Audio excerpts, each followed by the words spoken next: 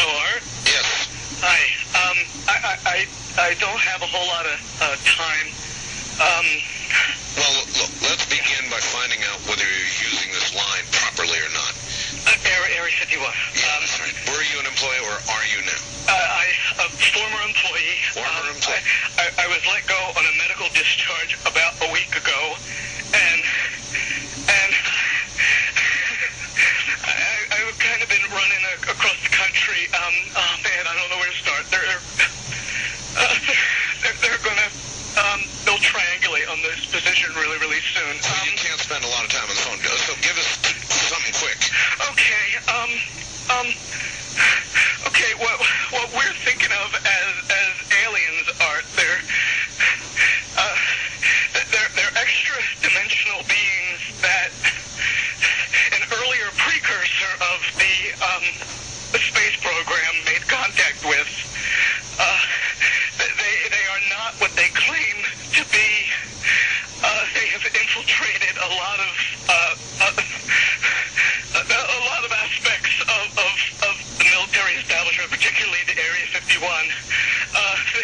The disasters that are coming, the military, the government knows about them, and there's a lot of safe areas in this world that they could begin moving the population to now aren't. But they're not doing anything. They are not. They want the major population centers wiped out so that the few that are left will be more easily controllable. Okay, some people think that aliens are from another planet. And some people think that aliens travel intergalactically, to say that they travel as people or pilots in a ship. And some people think that they're from another solar system. And some people think that they created us.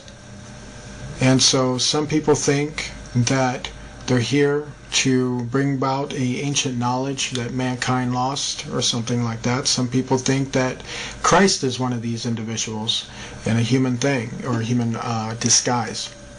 There are a lot of different beliefs in regards to them. And one thing has been proven true is that these beings have been deceivers since they first got here. And every time they told a ruler or a person that they came from a planet or they came from a society and that they were created under a different God than we would know, it has often been shown to be a lie. They seem to also change the story of their origin, and history has shown that over and over again. And what I mean by that is to say many times when people thought that they were on another planet, it turned out that under hypnotic trance, through hallucinations called either holographic images, they were meant to think they were on another planet. Some of them have literally woken up in the midst of having this technology operated on, and they realized that they were actually in a laboratory room. And unfortunately, when they realized they were in a laboratory room, they realized that there were human beings in that room, and there were actual, real Nephilim beings in that room. They realized that they were not on a planet, but they realized that they were somewhere on Earth, and they were in a secret place where they were being experimented on. Some of them are actually using ships, real technological ships, to kidnap people. That does not qualify them as coming from another planet, as the way they would define it. So let's understand a little bit more evidence on that. Let's go back to the intergalactic thing, okay? If they're from an intergalactic world, let's say they're from 9 solar systems away from us, and they were from a technological world that is 9 solar systems away from us, that world would be far more present than non-existent as we're in that state now. Meaning the traffic would be so heavy that you would see it, and you would clearly see it all the time. Interesting thing about space is that the solar system that we live in is actually called clean space, meaning there aren't really a whole lot of debris and gases and things in our solar system. It's very clean. But the solar systems that are around us are filled with very dangerous gases, and they're filled with strange anomalies, weird type of rocks. And basically what I'm saying is, for the kind of technology to travel warp speed at such a speed and power that it would probably kill them before they even got here, the gases would definitely ignite with nuclear energy sources. This is why deep interstellar travel is not possible, because the more and more further you go out into space, the more and more dangerous it becomes to travel. So if there was intergalactic activity going on, where people are actually blasting themselves from that solar system over to here, the traffic and the accidents and the explosions from these accidents would be so magnificent that they would be seen from Earth. And so we don't see anything like that. Not anything like that at all. And let's say they manage to get through the gases and the rock formations and everything else. Let's say they develop some type of technology where they could actually do that. Still, what you don't factor in is that you will see them coming before they even got here. And the whole world would actually see them coming before they even got here. You don't see that. So that debunks any theory that they are intergalactic. Also, if they created us, then who created them? You got to recognize that the universe is far bigger than an alien, as they want to call it. And these aliens do not have appropriate explanations for these things. They ignore these questions. At this stage, the rocket was traveling between 11 and 14,000 miles per hour when a saucer-shaped craft entered the frame. It flew into the frame like this, and it shot a beam of light at the warhead. Now, remember, all this stuff is flying at several thousand miles an hour. So this thing fires a beam of light at the warhead, hits it, fires another beam of light, and then flies out the way it came in. And the warhead tumbles out of space. In many incidences where these beings have been confronted, Jesus Christ has often been asked of them. And you know, they actually say that he's real. They can't even deny him. Have you ever wondered why? Now, from their behavior of disappearing and reappearing, that's not the behavior of an intergalactic entity. Because you are an intergalactic entity. You are actually in a galaxy. And if you were to go to another planet, let's say Mars, they would see you coming because you're in a ship. You would actually try to communicate with the rulers. You would communicate with the people. They would see you coming down from your ship in a normal intergalactic travel way. Have you ever seen these entities do that? Absolutely not. They just seem to appear out of nowhere, and they always want to have very secret meetings. And they're very good at hiding from the people. Have you ever wondered why? When these entities have been under investigation, when we watch them come in and out of our world, you've watched them literally open a portal in the sky and go into it, and then come out of the same portal. This spiral portal has also been shown that it can be created in satanic occults. There are people who practice magic that we would probably know now as Kabbalah, but had other names before that, where they can open up the same portals. And not open up the same portals, but they can call up entities that look exactly like aliens. But yet, they don't call them aliens. They call them evil spirits. And they say that Christians would call them demons. But yet, Independence Day, The X-Files, all these shows want you to think they're aliens. The truth is out there, and they're not aliens. You ever asked yourself, why would they want you to think that, though? You see, if you think alien, you don't think about Jesus. And when you think alien, it makes you doubt Jesus. And when you doubt Jesus, guess what happens? These aliens run right over you. They take control of you. They possess you. They do terrible things. They're not your friend. They're not my friend. And they're not the solution to the human race. You see, you probably heard that they tell the human race and the rulers that you need to make peace and you need to end your weaponry and stop killing each other and stop doing these harmful things to each other, and we'll help you. But yet, what you don't told is that these aliens also want our help too.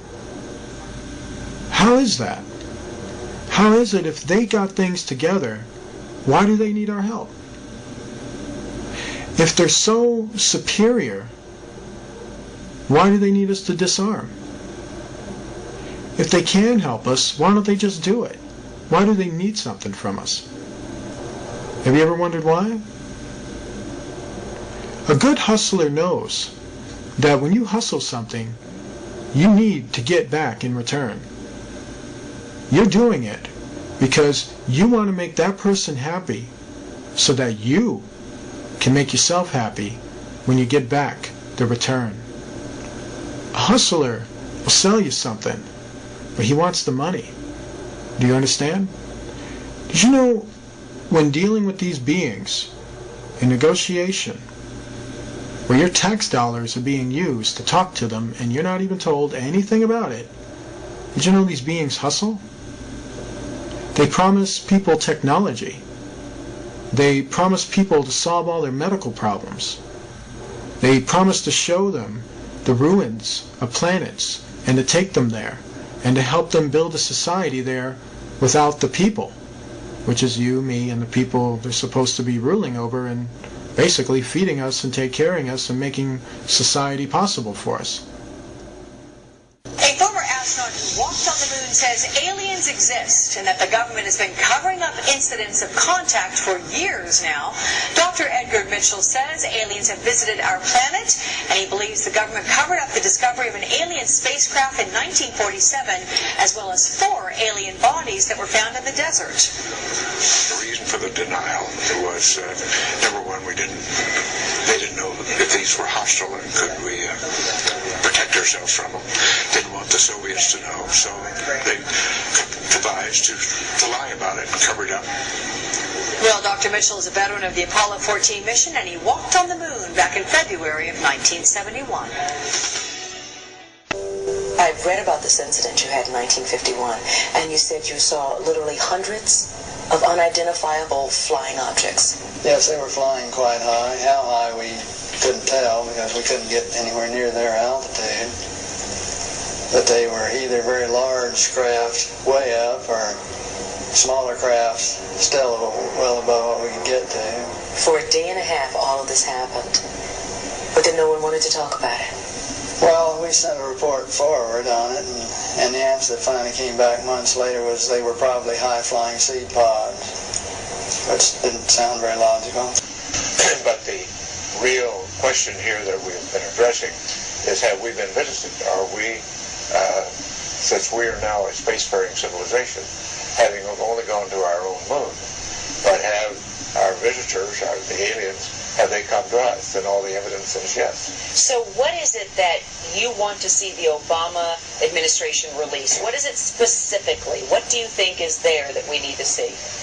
Well, the other nations, and this has been a global phenomenon, other nations in just in recent history, the Belgian nation, the French, the Brazilians, the Mexicans, the Argentines, all of their files have been opened up. And there's no reason in the world why the U.S. files, the leading nation in the world in this period, should have been registered at opening hours too, except special interest groups. So Edgar, but let me ask you, I mean, for all the stories that have leaked over all the years, I mean, and there's always somebody somewhere that's going to leak something, and if there was really something there, don't you think by now somebody would have said something? Oh, it has. People have been saying it all along. But for example, just the explanation to the Roswell incident has changed every few years, and a new story comes out. If it were really that simple, if it weren't what it really was, you wouldn't need all of these various stories coming out. And so the attempt to cover this up and to disguise the issue and create misinformation and disinformation is very well recorded. And the documentation from very fine researchers like Dr. Robert Wood and his son Ryan, who've investigated all of the early documents, all point to the same story. Hey, we're not alone here. We've been visited. There's a monolith there, a very unusual structure on this little potato-shaped object that goes around Mars once in 7 hours. When people find out about that, they're going to say, who put that there? Who put that there? Well, the universe put it there. If you choose, God put it there. There's a monolith. Okay, so what we have here with certain fallen angels is that they have the ability to transform, and a lot of that was exploited in the Transformer series movies and in the Transformer cartoons. And so what they did was they based that off of something that was real. And so what we have with fallen angels is not what people think. It's not the touched by an angel version with these guys. These beings are spiritual beings with incredible powers, and one of those powers entails that as we would create objects and as we would form these objects through resources and through the materials and the powers that we have, their powers is that they can transform themselves into objects. And so we're talking objects that look like space-age vehicles and planes. We're talking about objects that basically look like other entities. They can transform into a creature. They could transform into a ship. They can transform to even look like the implements that we have. They can literally transform themselves to disguise themselves as a car, as a plane, and as a lot of different type of objects. There's really nothing they can really do in terms of transforming. We do know that when it comes to the fallen angels, they don't have as much power as they normally would in terms of their transforming abilities, but they do have them at a very good length. So they're not totally depowered. And so a lot of them like to transform into ships. A lot of them like to transform into certain objects. A lot of them like to transform into basically UFOs, basically planes, basically other looking creatures. And sometimes it gets sporadic. Sometimes they kind of, from a lot of the transforming and using the powers that they use in our dimension, it kind of weighs heavy on them. They can't always maintain it. They can't always maintain the form or the shapes that they take, and sometimes they go a little crazy in the atmosphere. And then sometimes that's caught on camera, where they're just like morphing into like a UFO and then a dragon and then other types of forms of spiritual reptilian looking helixes, if you will, combinations of different forms. For instance, you'll see some transforming from a UFO into a dragon-looking creature and then back again, and then it disappears and then comes back again. And when it's doing that, what's happening at that moment is that it's freaking out because it can't maintain its form in our dimension, and they don't want to go back to the other dimension they just came from. So they try to struggle with it. And sometimes when they come into our dimension, they're pretty set in their form or their shape, and they're able to maintain it for probably long periods of time before they end up dissipating, and then another group comes in. And so there is a weakness to them, but we don't have the weapons to really combat them, to tell you the truth. I mean, fighting them is like throwing sticks at them. It's not going to work. You can throw a nuclear warhead at them, and that's not going to work. You can shoot bullets at them, and that's not going to work. When it comes to the full spiritual beings, the full fallen spiritual beings, I'm not talking about their Nephilim children, who are another story, because they can morph too, but not as well as the fallen angels. The fallen angels, to understand them, they're usually balls of light And then they have demons that can also appear that way. So it's tricky identifying them. But one thing that you can do is when you pay enough attention to them, or if you spent enough time observing them, you start to notice how the demon lights are not as transformable as the fallen angels. Fallen angels are, they can basically transform within seconds and disappear within seconds. And the demons, or the spiritual demons, they seem to maintain a certain form, and then they're known to just basically dissipate a lot quicker. And so that's probably the only way you can tell on that end, when it comes to these beings. Aliens are two types. Aliens, is what people will know them, are actually fallen angels. And fallen angels have more power than people think. They're more creative in their deception than people think. Fallen angels like to pretend to be aliens. They'd rather you think something different other than what the truth is. And then you have the Nephilim, who the Bible says were the children of the fallen angels. And they too still exist, and they too have been mistaken as aliens. And so what we have, like in the time of Enoch, when the book of Enoch was talking about it, it very much confirmed that there was a time when these beings lived on earth, and they came from a dimensional world, and they actually came, through portals, basically. Enoch saw them coming from another world, literally another world beyond our world, and that has nothing to do with the solar system or the galaxy or how we would know the universe. This universe of theirs is behind our universe, and they can open up doors, spiritual doors, basically, portals that have spiral shapes, and they resemble 666 shapes, and they basically come through the portals. And when they do, they tell people they're aliens, or they tell people they're gods, or they tell people that they came from Jupiter or from Mars, and they tell people they're going to solve all their problems. And then when people deal with them, and this is our rulers, by the way, our rulers make deals with them, and even if it involves hurting us, they'll make those deals with them. The globalists don't believe in Satanism. They believe they're contacting interdimensional aliens through the drug use and through the electronic interface, and they believe, and actually write about, Ray Kurzweil, all of them, that they're going to merge with the machines, blast off into hyperdimensional space. And that's why they're so crazy. That's why they want to get rid of us. That's why they're smiling and giddy and acting so nuts, because they believe, if you're a psychiatrist and are hearing this, understand, whether it's real or not, they believe they are in contact with these entities and are being directed by them. That's why they're so evil. And the entities are telling them eternal life, total power, total control, everything you could ever want. Just kill everyone. Set up a world government. Build this design we're telling you. Build what we're telling you. Build this. Build this. Let us through. Build the Hadron Collider. Open the dimensions. Let us in. We're going to really help you. We're friendly little guys. They'll think for 1 minute they come from a planet. Next thing you know, well, we didn't come from that planet. We came from another planet. And, oh, we didn't come from that planet. Oh, yeah, we did come from a dimension, but... You know what I mean? And so they lie. They've been lying for like centuries. So the thing is, when you look into them, when you really, get some guts and decide to, investigate them and find out where do they come from by simply, doing the things that investigative science taught us, which is to investigate, origin, investigate matter, investigate movement, investigate all these things that would make a person or defy what a person is. How you can tell something is a dog and what a dog does and where a dog goes and what a dog eats and what a dog does in terms of, its lifestyle. And so when you do that with, so-called alien study, guess what you find out? You find out they don't come from another planet. You find out that they don't move galactically.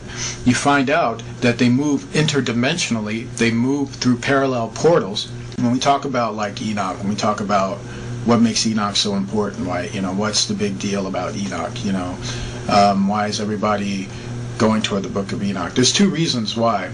What happened in Enoch's time is happening now in our time.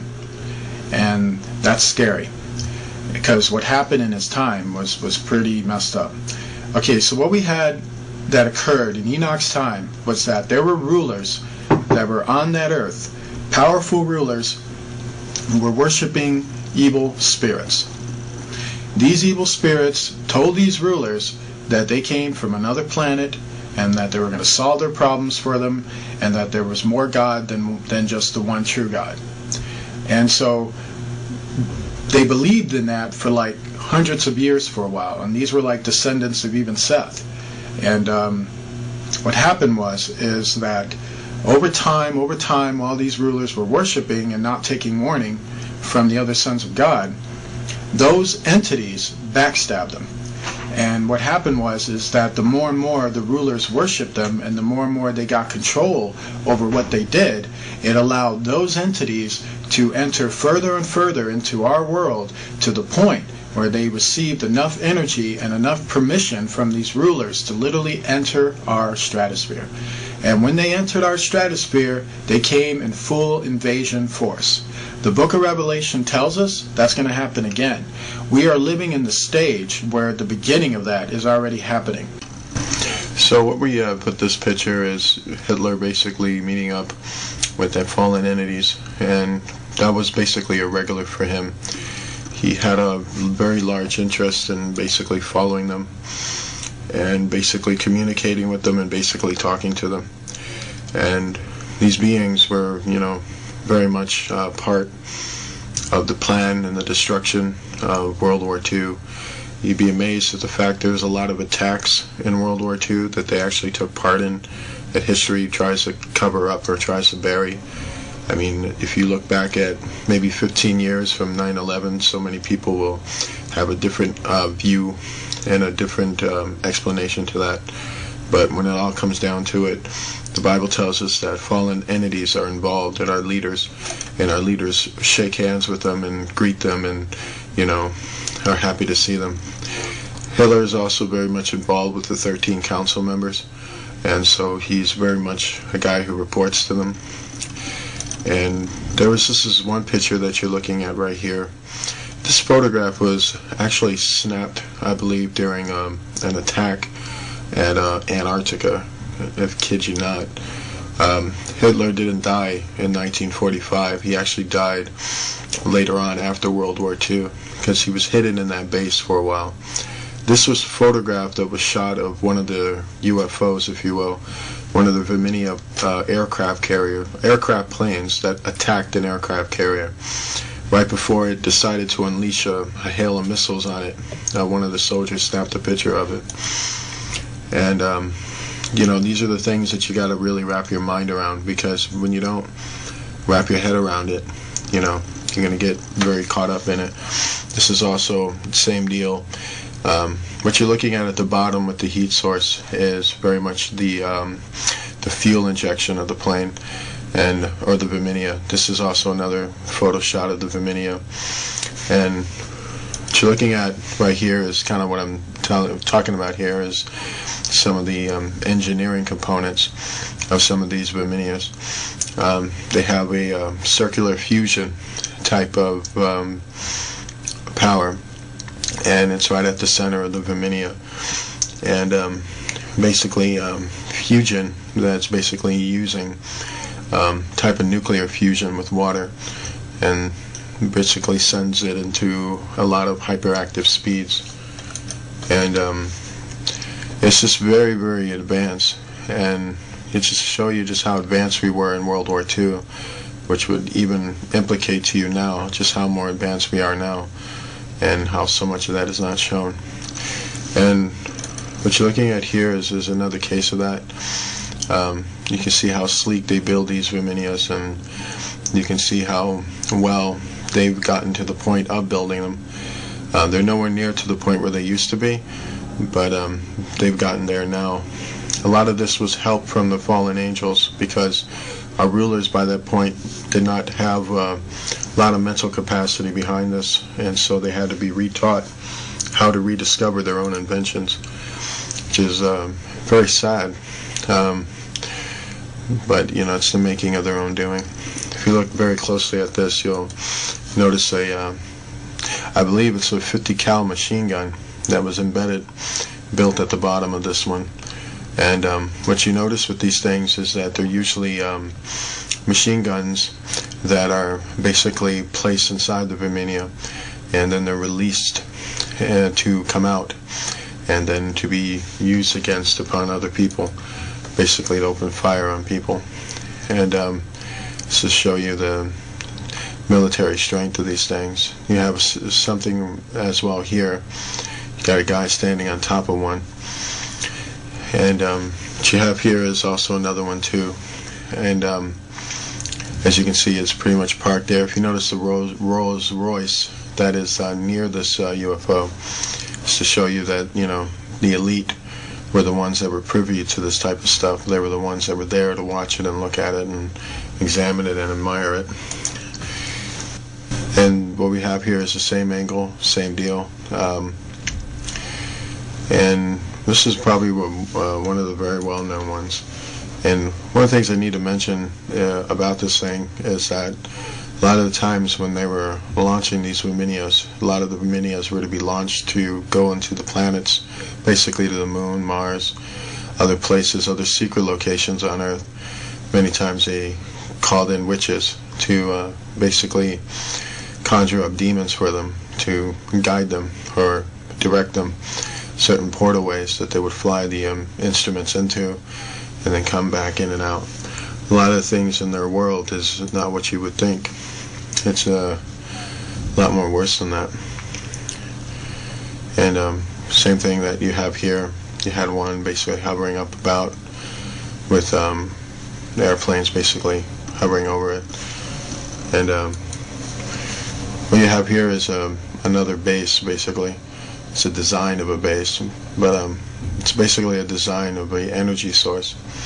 If you look at all the contraptions that are connected to the triangle points, those are called energy bars.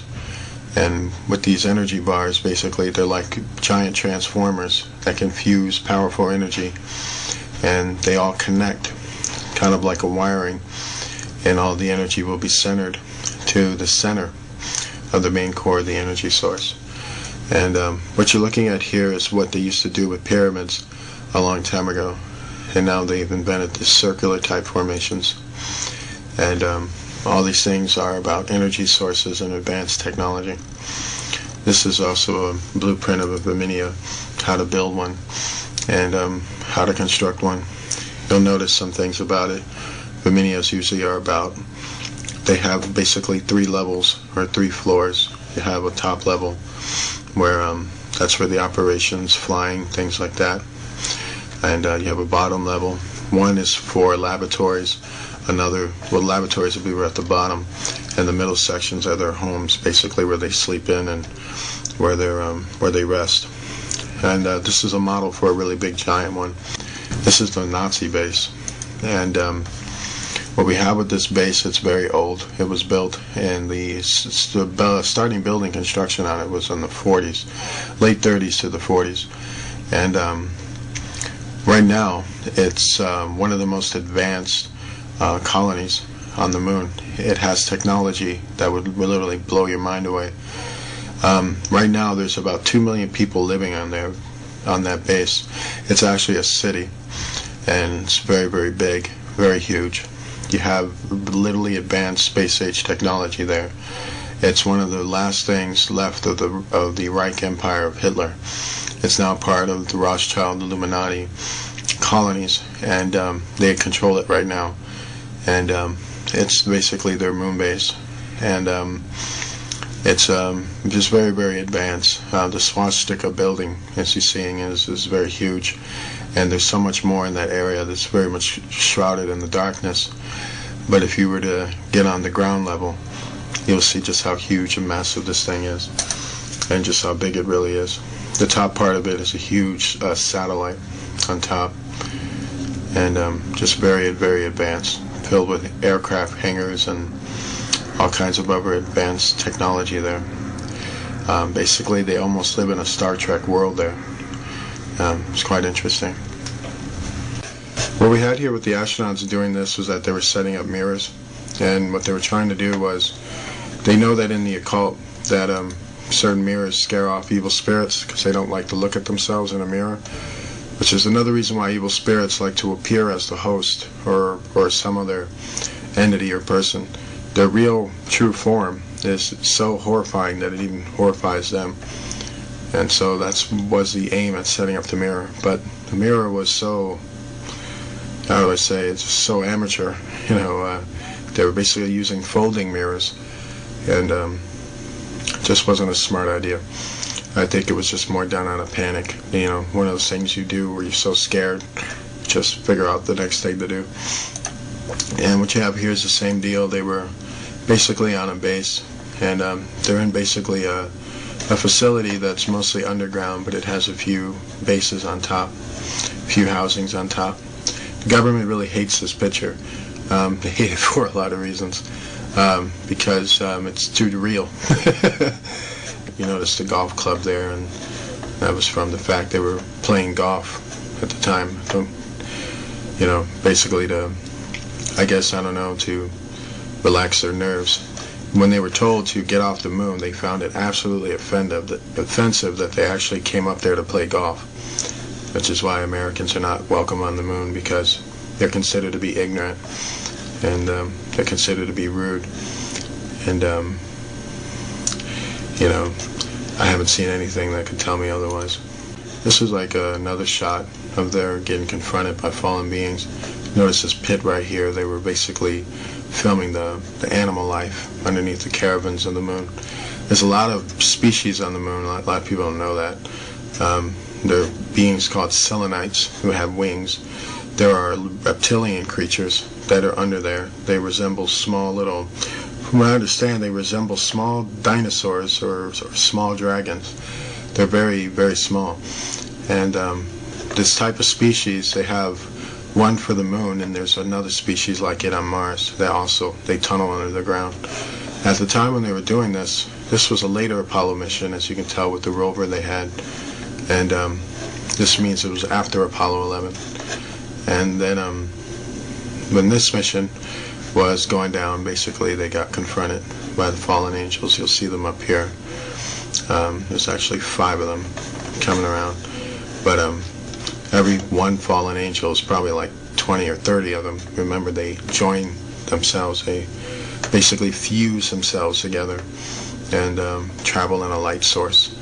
And so I always remember that, like when Jesus said to the demoniac in the garden of the Gardarians, the tomb areas, he basically asked him his name. The demon gave one name. He said, "I'm Legion." One name, but yet we are many. But this is the kind of show you, like when Beyonce says, "I'm Sasha Fierce," there's a whole lot more people to Sasha Fierce. And so that's kind of what you have with aliens too. They travel in the same way. Same thing here. You have 2 of these beings coming around, coming up the surface, and basically there too. Basically I have a similar thing, got a light source showing an odd spectral being in the air, and more spectral beings here. Very similar to what I'm talking about. You see how they travel close together. You got one here, and then you got one here. The Bible says that they're beings of light, meaning spiritual beings. And these are also pictures of basically them covering up moon structures. This is NASA telling you there's nothing up there by erasing what's actually up there, so that you can go home and think there's nothing up there, even though you'll never go home and think, well, if there's nothing up there, why are they doing this? You know, what's the point of this? Why would you do that? You know, that's basically to show you that they're hiding what's up there. They don't want people to know about what's going on there, what the deal is, and stuff like that. So that's why you have a lot of these buildings that are just being basically covered up. Same thing here. What you have here with this structure is that it's a ruin, a very massive ruin, and it's basically a temple. And from what I understand, it's very, very huge. The structure is probably a good 5-6 miles wide, with probably going up to about maybe 15 miles high. It's very, very huge, and it's one of those structures that hardly ever gets talked about, but very, very powerful indeed. And We have more of the same type of thing here when they were basically landed in this area here. This is when they were filming the abandoned city, or the ruinous city. It was a city made of metal and crystal. I kid you not. Many of the buildings had huge giant holes in them, or they were halfway destroyed or hanging. They were mostly ruins. They filmed and actually shot photographs of this massively wide buildings, massive area, and had to cover up the whole entire thing with pitch black. But because there was so much crystalline in the photograph, a lot of people were able to just use a lot of infrared and a lot of other camera ways to bring out the images that were being covered up in there. So with the greenness and the blueness and other things, you're starting to see that there was something huge, something quite massive that was there, that the astronauts were to go there and basically extract technology from there and basically film it. What's so heartbreaking about that is that you won't see that in the National Museum. This is back to what I'm talking about here. You'll notice it here. There's a big opening right here, and when the other astronauts on this mission, with some who actually leaked some information, came from the radio transmissions. The radio transmissions revealed that they walked through an opening, and when they walked through an opening, they were basically walking on a platform opening, and they were underneath the structure. And when they looked, they were able to see more of the city and what it looked like. They said this opening structure was made of metal and crystal, that there was metal pillars holding it up, while the rest of it was just crystals. And they basically just walked straight through it. And that was the opening where they walked in, and basically were looking around at it, and then they walked out and started taking pictures of the overview of it. And you'll notice some of these rock things here. There's more to these rocks than people think. There's actually technology that's buried within those rocks. So what they had with this area was that there was a lot of ships ingrained in the dust in the ground of the area, and basically they were taking pictures of the structure that was around them. But what's so shocking about it is you look how small this astronaut is and how large the structure was. You really start to grasp the architectural skills of the old world was mind-blowing. And yeah, it's kind of like same stuff here, but it's kind of NASA spreading disinformation. Basically, these rocks things right here, there's more to it than people think. Sometimes they're actually pieces of technology broken off. Sometimes they actually have animal life living in it, or biological life in it. And so they just basically erase it. And this is kind of like showing you their guilt, because if you look at it, if you didn't have this information, you wouldn't think much of it. But they get rid of it anyway, because in their hearts and what they're doing, they know what it is, and so they don't want you to figure that out. So the less you know, the better is kind of where they go at. And so yeah, same thing here is you got them erasing stuff, erasing towers and other things. You got the same thing here, erasing other towers. I want people to see what's there. This was actually a fallen angel, and what it was basically doing was being very intimidating. It shapeshifted itself into a giant ribbon. And these are just other questionable areas where it's got moon bases on it. There's other activity there, activity that it's very, very horrible. Most of it, if it's secret, it ain't good. These are pyramids that are on the moon, and you notice 1, 2, 3 of them. From the shot angle, actually 4 right over here. From the shot angle of it, you'll think that these pyramids are close together, but they're actually not. They're probably maybe 3 to 6 miles apart from each other. And basically in that time, pyramids were built for energy sources, kind of like a big giant battery to light up your city. And that's what they were there for, basically. And this is to show that they're somewhere near a ruinous city, and they're not too far off from it. And it's very powerful. And same thing here. What we had here were UFOs kind of lying on the surface. They looked like giant bugs, actually. And basically these things started to pop up when these astronauts started to take pictures. This is one of the major reasons that spooked them to get off the moon. Many of these astronauts, actually, when they went to the moon, a lot of them thought they weren't even coming back. They were that scared by it. Basically, we have more of the same thing here. We have a statue of from what I understand, a goddess-type ruler with a sword that's been broken off. Where you see the handle of the sword here, and you see its blade end right over here. Very interesting because it's old world metal, so it'd be kind of interesting to look through that a little bit. Very, very interesting indeed. We have here was a Viminia ship.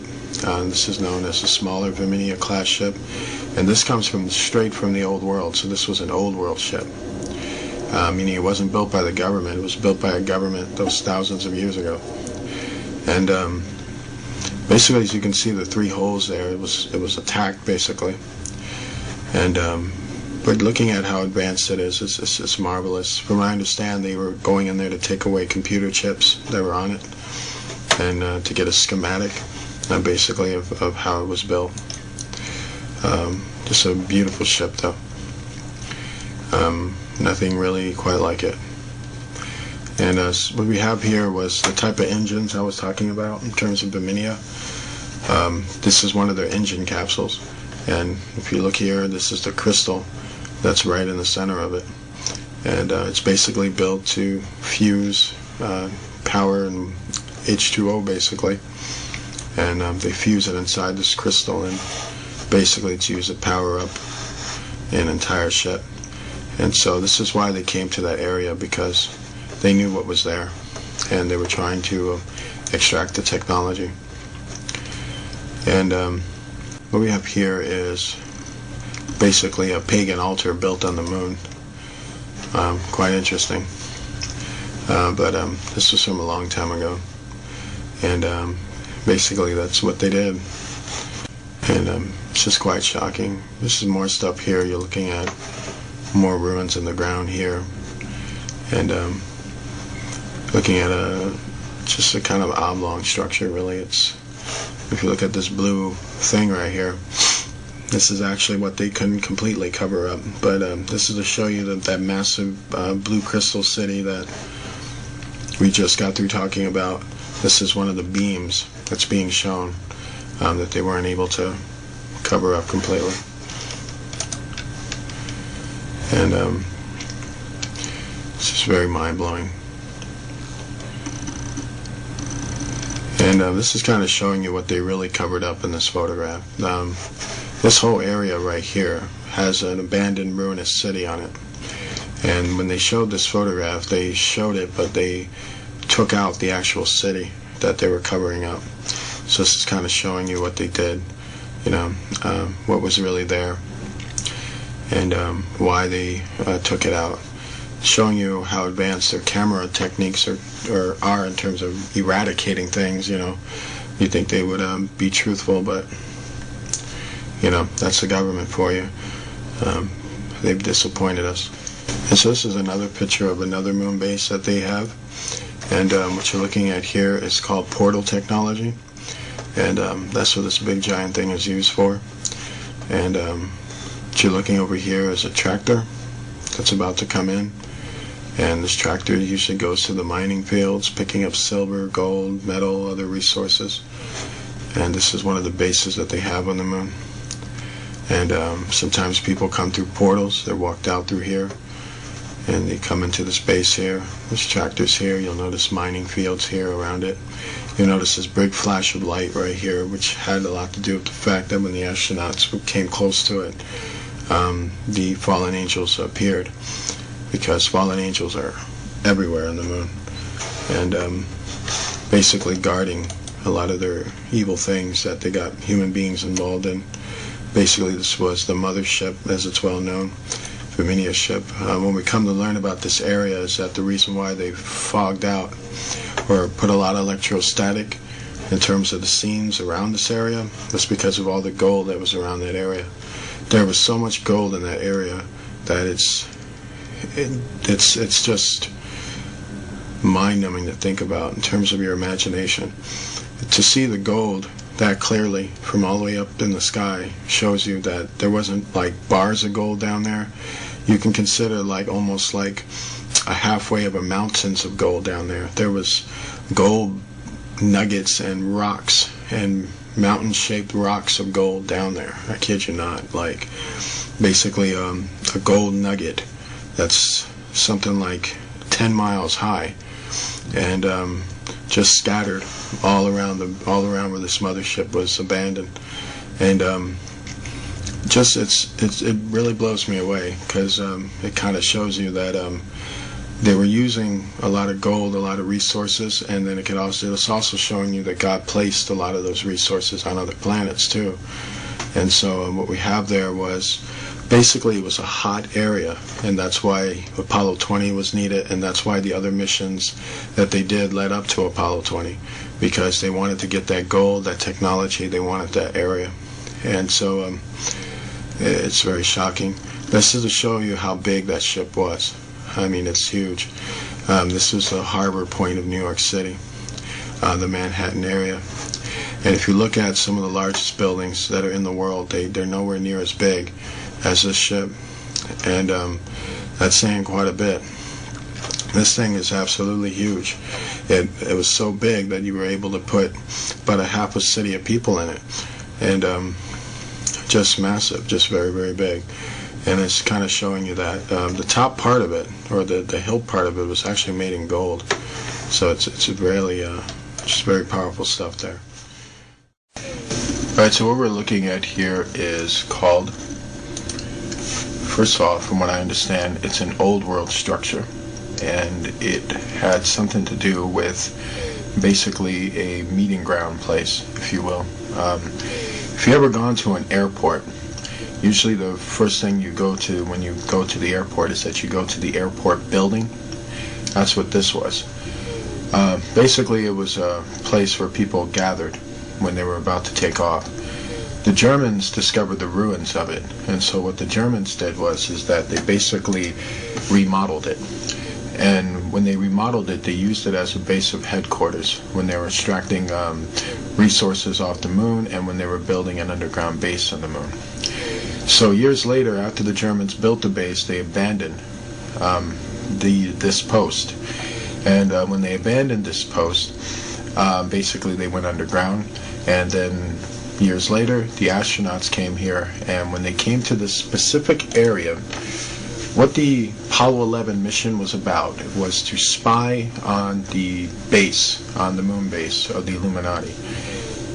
And not just spy on this base, they were also supposed to take resources off that area. Apollo 11's mission was to do reconnaissance. Reconnaissance is that you're going to film an entire area. You're going to spy on it, basically. And you're going to find out what's there. You're going to find out what you can pull off real quick, what kind of tactics you can do through the surveillance of the area.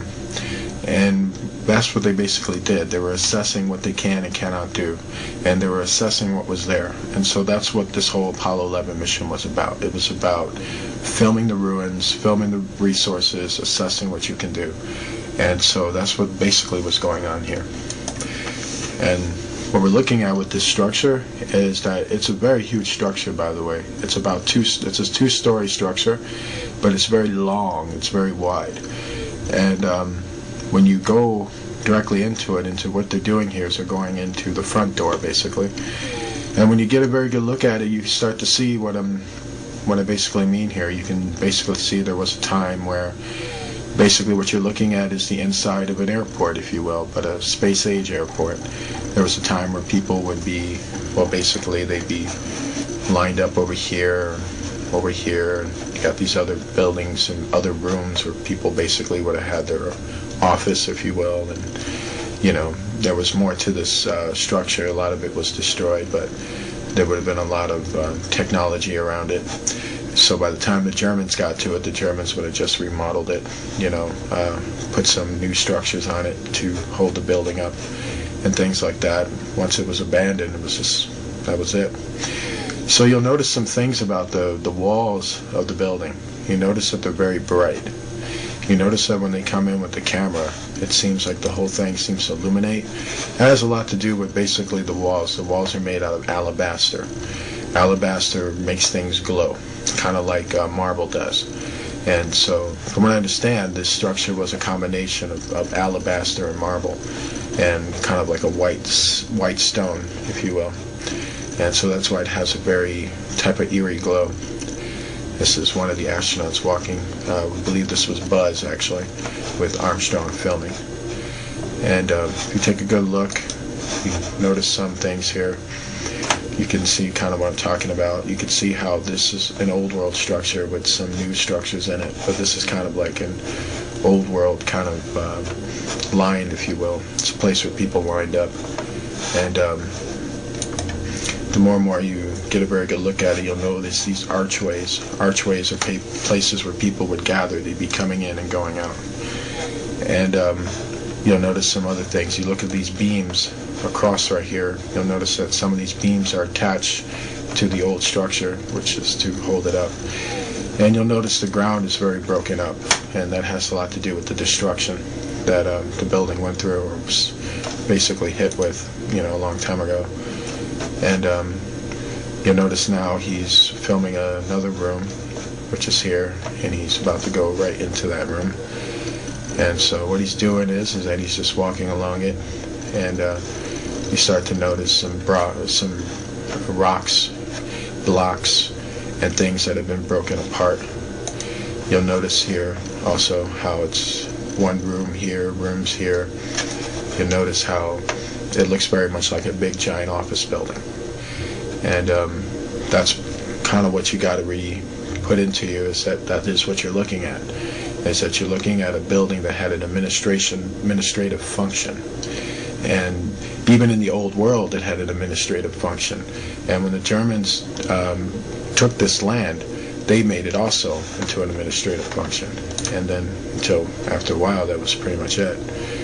And so that's what you're just looking at here. You're looking at a building that used to house very advanced technology, and then the Germans used it, and the Americans spied on it and walked in there and wanted to get a very good look at what's inside there. From what I understand, there was circuit boards that were left around in there. There were metal pieces as well. So basically, they collected all the circuit boards and all the metal pieces, all that type of resource that they can carry back with them while filming the rest of the structure is what they did. And pretty soon you'll see that when they're digging up these metal pieces into piles. And so you're looking at more of the structure. What he's basically doing now, he's getting more closer near the ruins of the structure. And now as you see what he's doing, take a very good look at what he's doing. He's looking at the ground because he's noticing that there's metal pieces on this ground. So that's what he came for. And so he's looking around to see what he can pile up. Just getting a very good look at it, at the whole thing. So now you see him walking over it. And if you're wondering why they walk so smoothly over it, that has a lot to do with the uniforms they're wearing. They wear things that are about like 200 pounds, and with the shoes have a very strong adhesive, so it feels like bouncing. But they're not bouncing because of the atmosphere, they're bouncing because of the shoes that they're wearing. And if you look very good at it, you notice how the structure is missing a floor here. You'll notice how with this building, the entire top floor that should be like a ceiling on top of them is not there, because that has been wrecked, destroyed. And so only some part is holding up in the back, while the front part has been basically gutted. And so this is just more of that. You see these beams here, and then you see these archway beams that I want to keep mentioning it to you. You see more arch beams here and more arch beams here. And that's just to tell you, that it was an administrative building. And people would have been lined up here, they would have been lined up here. They would have been going into another building here, getting their papers or getting prepared for flight. Then they come out of the building. And then if you notice, right at the very far end of this building, that's about maybe a mile off, or half a mile off, is where the Virginia ship is, the one that Apollo 20 went after. And that's to show you what that area used to be. It basically used to be a massive space-age airport. So you're looking at some of the buildings that were left over from it, and this was one of the administrative buildings that they had. So that's more, what you're looking at. If you take a very good look at it, you see how this building, had levels. It was a 2-story building with a lot of floors, a lot of inner floors. So basically levels of rooms, bedrooms, office buildings. Basically, that's, what it was, basically. And so I just want to keep reiterating that, because, a lot of people look at this building and they'll think it's alien, or they'll think, the Germans built it, but it's a lot more complicated than that, and also pretty simple at the same time. And so it's pretty tripped out. This is what I'm talking about. If you look up here, you can see the floorboards up here, and there's floorboards here, and then all of a sudden there's just this big opening right here, and that's because half the floor on top is missing. Basically gutted. And a lot of things like that, alabaster walls, but you notice how some of these, wallings here are more darker. They don't really shine that well. And so that's to show you that the Germans had to, like I said, remodel. They had to put some of their raw material on there to kind of hold the building up so that they can use it. And this is Buzz in the middle of it. And, it's a funny thing with Buzz is that right at this point, when he's standing in the middle of it, just looking at it, what was going through his mind is the fact that he just could not believe that this was there. Like, he's just mesmerized by the fact that somebody built this here before he ever got there. And now he's thinking also, man, I got to go back and tell the people that we're the first ones on this moon and there's nothing here, while he's in the midst of the truth. It's a very eerie moment for him. And if you notice how still he is, he's just standing there, just looking. And so it's just to kind of give you the insight of, what's going on with him. He's just really mesmerized by what he's seeing. And let's get a good look shot at it. You can see how big this building is in terms of width. It's a width building, definitely. But it goes for quite a bit. Like, you got these tunnelways that are going all the way, or hallways, if you will. They're actually hallways. And going all the way down and all the way down. You see how long this building was. It was probably close to about a mile long. And it's very, very huge in terms of that. And so one thing about old world buildings is that they emphasize a lot on width and length. They were very astute at that. So that's what you got going on here as well. Also, you'll notice there's more hallways here. More doorways, hallway down over here. It's another section over here. It's just mind-blowing. Top of right here is actually the main ceiling right up here. And it's kind of a box-shaped structure, an oblong box-shaped structure. And once again, Buzz is just more in awe. You notice how slow he's moving now, kind of looking around at it, just kind of in disbelief, just, really blown away by what he saw. If you're looking at it right here, this is another hallway point, and where they're at, their module is right over here. And so that's what they're basically looking at. And you notice how this room is designed. It has a very interesting type design, the design is very interesting. Every time I look at it, I can tell with old world structures, they were very into being creative, and so, but not too far off from what we would build a structure as. It's kind of like the same style, same format of how we build our buildings. So it's very powerful stuff, and the more you get a look at it, the more you're really floored by it. Okay, so you'll notice that they're on the outside. They're actually filming in the inside, something on the outside. And this is their module, so one thing you gotta ask yourself is, what's this thing? Right up here. Now that is quite interesting, because it's actually outside. And so it's a little weird. It probably has a lot to do with the entities that are up there. And they did describe that the entities were hovering on top of their heads. So that could have something to do with that. Very, very weird indeed. And That's probably why he's filming the module right now, because he's getting worried. Okay, this is what I was talking about in terms of picking up metal fragments and circuits. Now, if you notice what he's doing, if you take a very good look at what he's doing, that's exactly what he's doing. He's collecting up circuits, he's collecting up wires, and he's collecting up metal pieces. And he's basically piling them up so that they can basically take them out of there. And that's what Mr. Buzz right here is doing. He is basically trying to pile them all up together. And quite interesting. And the reason why it's dark there is because there's just not enough light. And this is a computer composite of what the structure looks like. If you take a very good look at it, it's very, very big. And you can see how it's just a big, massive, long, two-story administrative building. And just very, very huge. And quite interesting indeed.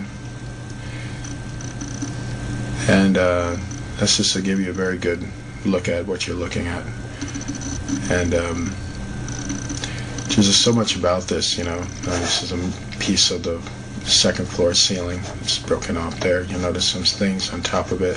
It's kind of circular, like blocks and stones on top of right here. That could have more of a function than we think. We could be looking at a piece of a broken off machine. And it's just amazing, you know. Very sad when you look at it too, because you realize certain things, and you realize what we lost due to sin, due to rebellion against God. We cost ourselves quite a bit. And the earth is temporary. Even the planets are. None of this stuff is going to last. You're not going to see this stuff in eternity. And believe me, you don't really want to. The place is haunting, by the way. If you have the astronauts who talked about it, who covertly talked about it, spoke about the feeling of being haunted, the feeling of something was on their back or on their shoulders, looking at the apparitions of the fallen angels being haunted by them. So the moon is very much haunted. So right now we're going to show you a female body that was found on the moon. And this came from Apollo 20, which was a very covert mission. And it was done between Americans and Russian astronauts. And this mission was the last known mission to the moon in terms of the American involvement of it. And this is the body that you're looking at right here. And you'll notice some things about the body is that you'll notice these tubes that are connected to her eyes and her mouth and to the center point of her head. These tubes are actually flying devices, and they are devices that are attached to the neurons of her mind, basically. They had a technology back then, a long time ago, where they were able to pilot things almost seemingly using their mind, but they were using technology that was attached to their mind to send out basically a particle ray to operate computers that would lift the ship into the air. And so basically that's what you're looking at are piloting devices that are attached to her face. And if you get a really good look at her, you'll notice her skin is very much in place. The people in the ancient world lived for a long, long time. That means that their skin texture was far more powerful than ours, meaning they didn't decay as quick as us. As they lived for thousands of years, it would also take thousands of years for them to decay. And so that's why her skin is still intact. Also, the fact that where she was, it was highly cold. She actually was frozen to death. So when you add that in there, it pretty much you can see why her skin is very much attached. And there's other things you'll notice about her. If you notice, the rims around her hair are quite curly, and you'll notice some of that there, and you'll notice some in the back shot. Basically, those are braids, and she had braided hair. And if you take a pretty good look at her, you'll notice that her facial features resemble someone of quite great beauty. She was known as a very beautiful woman in her time. She is also the pilot of this ship, and her body was the only one that was intact. at the time when they found the other bodies. They found other bodies next to her, but they were in pieces. She was the only one that was intact. We got a very good look now at this implement right here. We can see a piece of this technology which is attached to the center of her head, and you can see how the tubes are all attached to the eyes and then attached all the way to the bottom. So what you're kind of wondering is that what she's doing is, let's say when she's piloting the ship, she's giving commands with her mouth, and those commands with her mouth are then being fed into the tubes into her brain. And what it is that there is a machine that is attached or can send a signal from that machine all the way into this device in her head, which would then send the commands to the ship, sort of like being on a cell phone and talking on that cell phone and powering the whole entire ship through it. Very advanced communicative technology. So advanced it makes a person look like they're psychic almost, but there's just technology. And that's a very good look at the device here and here. And this is just mind-blowing technology, just very mind-blowing. You got to really wrap your head around it. You know, here are more of the braids that are pretty much frozen. Her whole entire hair was frozen in, and you just really got to wrap your head around it. The people in the old world in the time of Noah lived in an advanced state of technology, and so the way they looked, the way things looked, are not what you would ever saw them as. There has been a lot of science fiction films, but the truth is so much of them are disinformation that they never really showed you the raw, real appearance, they knowing of what the old world used to look like. And if you notice how her mouth is in an expression of fear or kind of an expression of panic, it's because she was frozen to death. So apparently she was basically in a state of terror at the time she died. This is one of the astronauts trying to find a way to remove the tubes off of her face without damaging her face. He's trying to find a way in there. I want you to take a very good look at this note because it's very, very important. This is actually a piece of paper of the ancient language of the old world. This was the language that we used to speak a long time ago. This was the language that we had before the Tower of Babel, that incident that busted up all the languages of the earth. This note is written in cursive writing, and what you have up top of here, and this is from an analysis of the note. We have not been able to translate the note or figure out the components of the lettering. We have been able to figure out its vocal intention, however, and we have been able to figure out that it's a note styled after the type of notes that we see today. Basically what you have up here is a name and a date. And what we have here is a very long explanation of something that we don't know. But vocal contention is that they spoke many, many words in a row. Like a sentence that we would break down is probably one long continuous sentence for them in the way they spoke. And that's about as far as I can get with that. This is about as far as any investigation has been into that.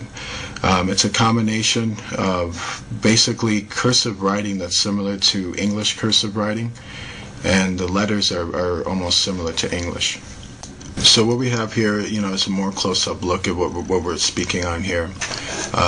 You notice that it's very cursive, but you notice how the sentences just continue to go on. And you notice it's more cursive here, design, but the sentences don't have a cutoff, they don't have a punctuation mark or a dot. They just continue to go on, and they continue to go on. Then you have a more type of high signia right here, and then it continues to go on. This is to show the kind of language they spoke, how they spoke continuous sentences. As we would stop or pause, they would continue to go. And their whole entire language was almost like a song. This is done in song. Songs do this. When a person sings a song, it's a continuous chorus. It's just going on, and you understand what the song is. Their language was similar to that. And it's just very fascinating. I wish I was able to tell you more. I wish I was able to translate the whole thing, but we no longer speak this language, and so that's why we're not able to. The paper is green, by the way, which is quite interesting. They factored different color paper back then, and this is black ink, by the way. And interesting tradition says that it was Enoch who came up with black ink, so that's kind of interesting. You know, there would be people tell you they didn't have black ink back then. Tell that to this piece of paper. And so it's quite interesting. This is another note that was found on it. And the interesting thing that we found out with this note was that there was 3 people who signed off on it. Here, here, and here. All we know is that from analysis is that these could be names and a date, and another message here. And the funny thing is that these notes were like found all throughout their bodies, or where their bodies were at. It's a sneaky suspicion that they were writing their last will and testament, and that's what these notes could have possibly been, because they're very eerily found where the bodies are, and they seem to have just been scattered, like something real bad was coming down on them, which was the effects of the flood. And one of the things people will observe in terms of what people do when they're about to die is usually they write things and they say goodbyes and stuff like that. You know, for all this note writing, I guess they never thought to pray. You know, they lost faith at that point. This is more of what I'm talking about. This is another note. So far you've seen 3 different notes so far, and this is another piece of note with the same deal. Just some long sporadic writing that we're seeing there. And what the astronauts did was they put all these notes in these Ziploc bags that you're looking at here. These white bags that you're seeing right here is the bags that they use to put the bodies in. And basically they're just sorting out the notes and filming it for NASA's viewing pleasure, basically. And but when you're looking at this, a lot of people look at that and go, what exactly is that? These are computer circuits, by the way. And these are actually very advanced computer circuits. These are circuits that have been attached to a blanket. I kid you not. And apparently this blanket was draped on the pilot, actually. This part right here is some of her lower body. And the covering was here, where her stomach is, and this right here was part of her leg. And for some reason this covering was on half of her body. And it's believed that it may have something to do with, there's 2 theories on it. One is that the covering is some type of computer circuit board that's used for the ship. Another one is that it's an example of transhumanism technology, that this daughter of man, this specific female, had cybernetic implants in her, and one of that was this type of covering that was on her leg. Which is telling us that the technology back then that they achieved in terms of cyborg technology was very real, and this is a piece of it that's on her. And much of the transhumanism doctrine that's coming out with the connection to what happened in Noah's time very much supports transhumanism, rather than it being a device that's part of a piloting function. It's mind-blowing technology, by the way. It's hard to know exactly what it did for her when it was attached to her. This is a more close-up shot of it as you're looking at it. It's hard to know what it exactly did for her. There's a lot of theories. It could have increased strength or speed. It could have done a lot of different functions like that. And those are usually the main functions, is to increase the strength of a human being by using cybernetic parts. And that's what all of this stuff is, basically. This is a more close-up shot of it. And it's mind-blowing. It's unlike any circuits that you've ever seen or known. These are circuits that are far more advanced than what you would ever have known. Then they work far, far better than anything you can think of. in terms of what we're dealing with now, or what the government will have you think that we're dealing with now. This is a more close-up shot of it to get you to really wrap your head around the circuit board of it.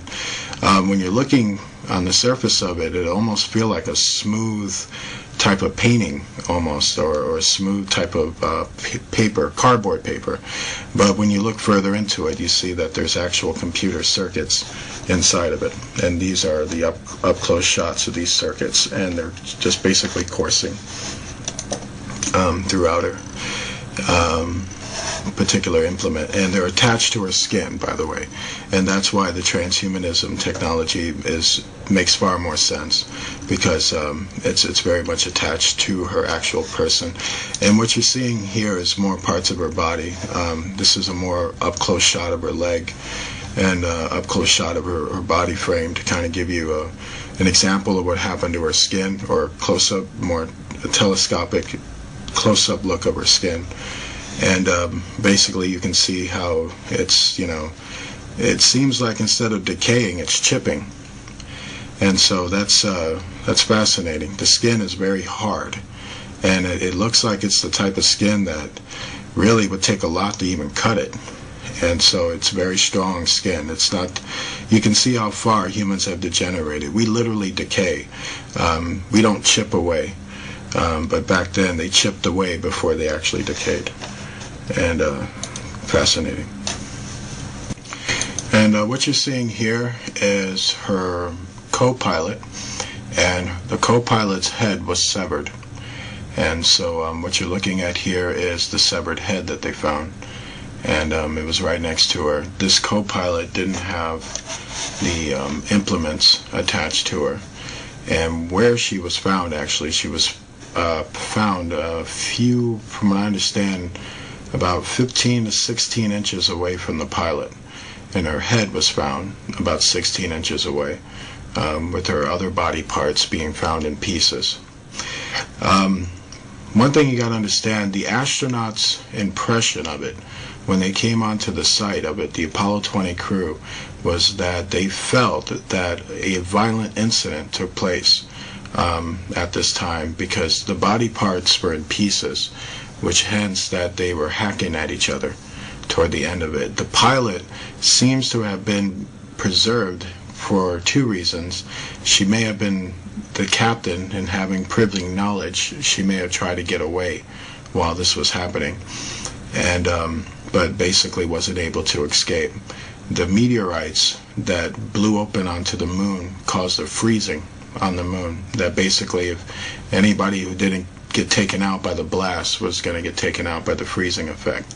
She seemed to have survived the blasting effect, but got caught in the freezing effect, which happened pretty much simultaneously right after the blast. And that's as far as it's known. And what will eerily shock you is that a lot of old world technology that's found all have traces of a violent disturbance that had taken place on it, from having laser holes blasted into them, from bodies being found in pieces, and being found in suspicious ways, showing that they were in a state of panic and violence at the time that the flood effects were taking place. And so much of that is, you got to really wrap your head around that these people were living in a very violent society. This is an after shot of when they removed all the tubes off her face. Right now, they basically got her on Apollo 20, and so this shot right here was basically to show you the after shot of when they had it all removed. They had a female doctor who was with them as an astronaut, and she was the one who removed the tubings off her face. And key things to note is that when they removed the tubes off her face, they said that this ooze, this type of eerie ooze, was oozing out of her eyes and out of her nose. They believe that that might have been part of the cartilage of her brain and the flesh of her eye. That at the time when she died of the freezing effect, it affected the circuits, and that would have fried the inside of her organs in her brain and her optical eyeball. And so that was the oozing stuff that came out. And that's why they don't open up her eye, because there's nothing in there, basically. But we get a very good look at what she looked like. And we can see she was a very beautiful woman when she was alive. She has very voluptuous lips and all that stuff. She's gorgeous. A friend of mine kidded me and said that it looked like Angelina Jolie. But I disagree with that. She looks better than Angelina Jolie. What we're looking at here is the natural mark that's upon her head. It's said that the daughters of Cain, or Canaanites, or people who descended from him, had deformities or specific marks that registered them as being Canaanites. And so this is what we're looking at up here. You'll notice that it's a cross formation, actually. You can see here and here, and so there would have been one here and down here. And there's a serpent form right here. And it is believed that this is the old world mark of the beast. And at that time, from what we understand, she was born with this mark. This is a mark that's actually born upon her. But there were some who were actually taking a mark, or a tattoo mark, that had two type of components. It was a digital chip that was tattooed into your skin. But much is believed that this is her natural, something she was born with, basically. And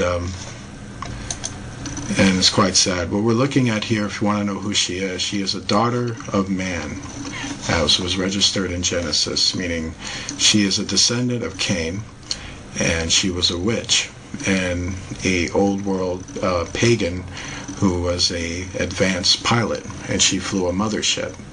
And she is a member of the Rama Empire, because the ship that she was found in registered to have been part of that old world empire in terms of the technology that was found. And she was found intact, as you can see. You'll notice some damage here on her face, on her cheek here. And this is all chipping, by the way. Her face is starting to chip here. And you'll notice some of the kind of the chipping on her lips and things like that. And you notice just how well her face looks. You can tell that when she was alive, she was a radiant looking woman, but she was also quite an evil woman. From what I understand about the daughters of men, they weren't the type of women you took home to mom, if you know what I mean. And this is pretty much the function. What he's doing here in terms of this flashlight, you'll notice that he's got this flashlight all over her. He's basically checking her skin out. He's basically checking for any abnormalities, anything that's out of the ordinary, anything that doesn't fit. He's trying to make sure everything is intact, everything is looking okay. You notice that he's putting this tube up her nose, because before there was stuff draining out of her nose. So he's making sure the nose has been cleared out, and he's making sure everything's cleared. You see the stuff that he's taking? So the type of stuff that was drooling out of her nose. This is actually tissues of her brain being pulled out of her nose. Says her death was pretty painful. And what we're looking at here is a very good picture of her, because now we get like a good front shot of basically what she would have looked like if she was alive. He's pulling more brain tissue out of her nose, and it's quite shocking. Noah spoke about these Pacific women. He said that these were the women that corrupted the sons of God, the human sons of God. They used to be married to fall. Some of them used to be married to fallen angels. I don't know if she specifically was, but I do know that she was one of those daughters of men who did corrupt sons of God. That I do know about her, and it's sad. It's a horrible reality to really wrap your mind around how much history has been stolen from you. That you would never ever know this, and that's totally sad. So now we're going to show you the image of the ship. that was found. And the first thing we want to talk about in terms of this image is that it's a very controversial image. And the first thing you got to understand is that this image is being brought to us by a very advanced telescope. And it was a telescope that was attached to the technology or the equipment of Apollo 20. It was an instrument that they had that was extremely advanced. And so basically we're looking at an image that's actually being looked at from basically thousands of miles into space. And basically they had a technology much like a telescope. You know, when you look at a telescope, the objects look smaller in the telescope, and so this is what we're seeing here. And they're actually seeing it through a computer screen as they're moving the telescope. And so with that understanding, that's the understanding you need to have as you're looking at this footage. And also you're going to notice there's a lot of static in this footage. That was actually done by NASA, and I'm going to tell you why you'll see that static. And if you take a very good look at it, at what they're looking at here, you'll notice how the ground is shiny. In fact, it's very, very shiny. In fact, it's shining yellow. And that's because there's a lot of gold. And when it starts to static up a lot, that's actually what they're trying to hide. They're trying to hide the fact of what they were really looking at and what they were really going after. They were going after gold, technology, resources. It's the same old man with the same old hang-ups, no matter who's ruling it. And so if you look onto this side right here, you'll start to notice some gold here, and you'll start seeing kind of strips of it all on the ground. But it starts to get more stronger around here, and then you start to see it. And what you got to notice about this round gold plate up here is the fact that if you were on the surface looking at it, it basically would look like a mountain of gold down on the surface where you would be at. That's a lot of gold, people. This area is Fort Knox right here. This one area right there, probably more so. And then look right here. There's another massive mountain of gold right here too. And that's just mind-blowing. I mean, there's gold on the moon, and a whole lot of it. And there's an area there that just has a big, massive mountain of gold. And that's what this whole area is. And that's why they're going over this very, very smoothly. And they're trying to get, first of all, they're trying to get the logistics for where to land, where to go, where to walk around, and basically what to pick up. And so where now they're basically scanning the area, and so that you can get a very good view of basically the surrounding and the terrain that they're in. And soon they're going to start to come across the mothership. And this mothership that you're about to see is the ship that the daughter of man, the female corpse, was found in. And she was a pilot of this specific ship. And the ship seems to have been in the hangar, or its hangar. The area, or this area that the ship was found around, is believed to have been some type of airport, basically a space-age airport, that was basically decimated and destroyed. And so if you're looking now, you see a lot of these meteor rocks, as you will, and they're all over the ground now. You see them here, basically you see them everywhere. And these are not natural rock formations. This is the sign of a great devastation that took place in this area. These were the rocks that were shot out of the earth like meteors, and they scattered all over the moon to destroy it. And so that's what you're seeing, is these massive holes in the ground.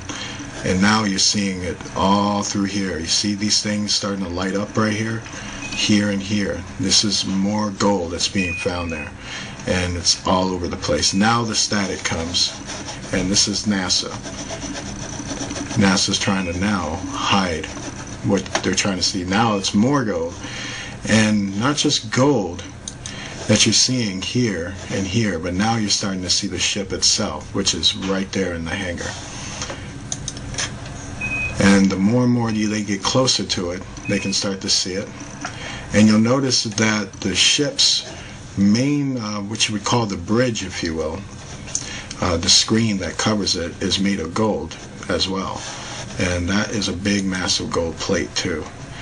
And you'll notice that now they're getting more closer into the ship, and now they're looking at it. And keep in mind also, like I said, telescope technology is what they're using. You're looking at a computer screen from their ship using a telescope machine. So they're actually telescoping this image from their ship onto their ship so they can get a look at it. So knowing that, to know that's important is because this thing is a lot bigger than you think. It's actually far bigger than Manhattan itself. That's how big this ship really is. So knowing that, the ground and everything else is far, far bigger. And so if you notice how these golden massive nuggets, mountain nuggets, are shining off the ground, this is to show you how much is down there and how big this ship is. And if you notice where the ship is, you notice this big circular thing that's around it. That was part of the hangar that it was once in, but you also notice it's been destroyed too. And so right now he's basically looking at the nose of the ship and he's trying to negotiate a way in. And so right now they're getting an outer look into it before they'll go into a more deeper telescope to get a more detailed look into it. So basically that's what they're trying to do. And then you notice these big holes that are right on top of it. Basically those holes came from the meteor impacts. And now, if you notice all this kind of crazy stuff that's like kind of going on with it, right when they get here, you notice how it's very shiny right here. It's basically glowing right there, glowing yellow. And then you notice how all that glowing stuff was going on, and now it's starting to get more and more shakier. Now the image is starting to fade out more. This is also a NASA trick too, and what they were doing is they were trying to cover up all the gold that was on that Pacific type of mountain area that was right above the hangar where the ship was. The ship was inside the hangar, and at the top portion of the ship, all along that land there, were just massive mountains, massive mountain nuggets of gold. And that's when it starts to get more and more staticky because they didn't want you to see that. And it's quite shocking. There's also a lot of bright spots in this video that were very suspicious of entity activity that was going on. And from what we understand about that is that every Apollo mission was spied on by the fallen angels, so they haunted them and many times harassed them when they were doing their missions. And so you're noticing more of it. You see more of these kind of gold contentions here, and you see right there, right at these areas right here, they're just kind of scattered all through there, and it starts to get more and more foggier, but you start to catch it when you start to take a good look at it. And then right up here too, it's more and more glowing, a lot of yellow golding glow. All of that are basically massive gold pieces. And with the light, basically all that lighting, that red-blue lighting that keeps happening every time they focus the camera over there, that was NASA's effect on that, basically trying to cover up what the camera was catching. And so that's why it's basically glowing all those reflections.